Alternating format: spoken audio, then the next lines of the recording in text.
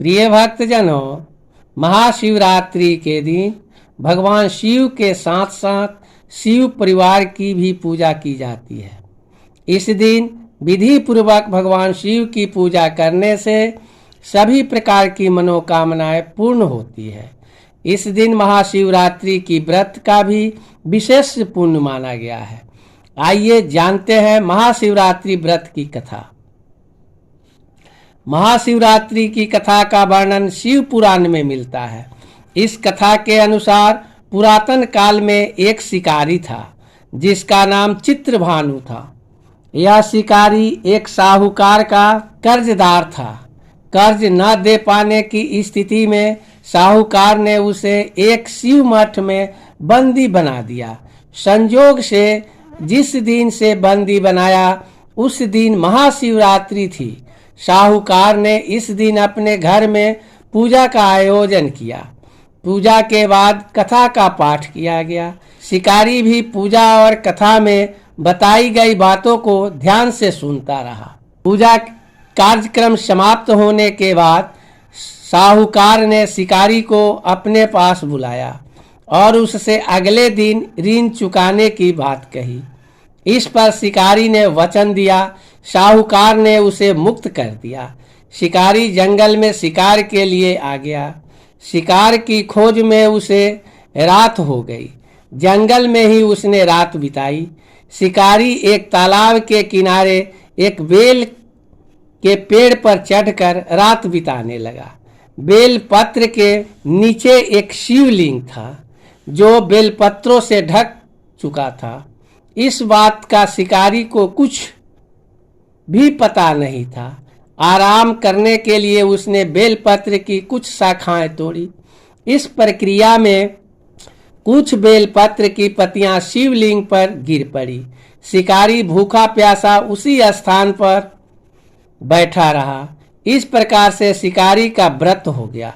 तभी गर्भिणी हिरनी तालाब पर पानी पीने के लिए आई। शिकारी ने धनुष पर तीर चढ़ाकर हिरनी को मारने की जैसी ही कोशिश की वैसे ही हिरनी बोली, मैं गर्भवती हूँ, शीघ्र ही बच्चे को जन्म दूंगी। तुम एक साथ दो जीवों की हत्या करोगे, यह उचित नहीं होगा। मैं अपने बच्चे को जन्म देकर शीघ्र ही तुम्हारे पास आ जाऊंगी, तब तुम मेरा शिकार कर लेना। शिकारी ने तीर वापिस ले लिया। हिरनी भी वहां से चली गई। धनुष रखने में कुछ बिल्लव पत्र यानी बेलपत्र पुनः टूटकर शिवलिंग पर गिर गए।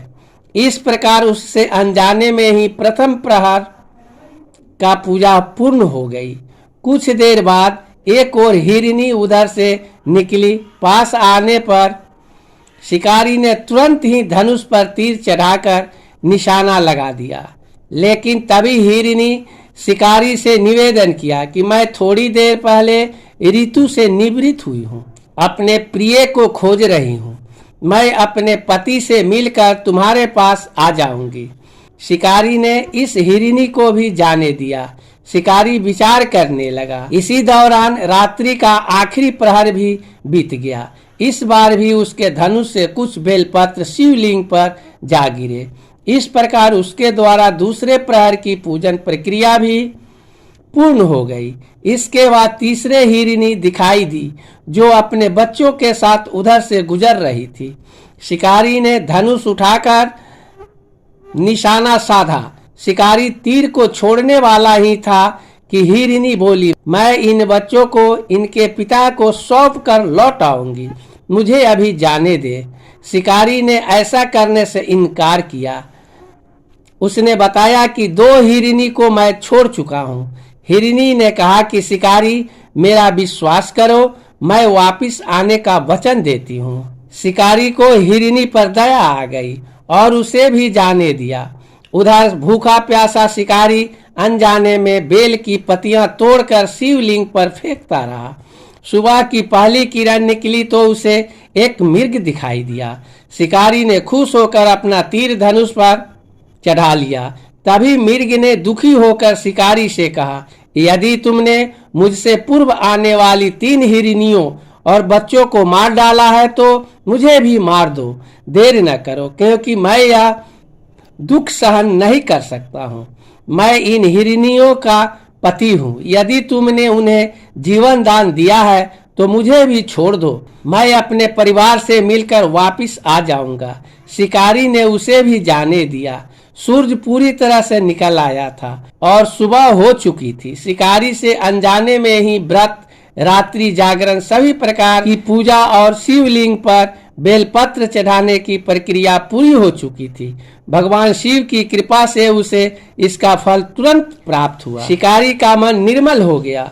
कुछ देर बाद ही शिकारी के सामने संपूर्ण मृग परिवार मौजूद था ताकि शिकारी उनका शिकार कर सके, लेकिन शिकारी ने ऐसा नहीं किया और सभी को जाने दिया। महाशिवरात्रि के दिन शिकारी द्वारा पूजन की विधि पूर्ण करने के कारण उसे मोक्ष प्राप्त हुआ।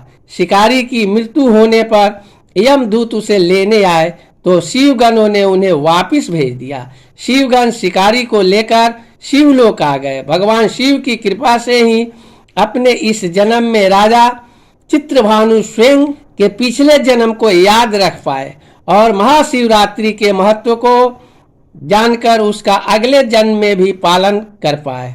जय शिव शंभू।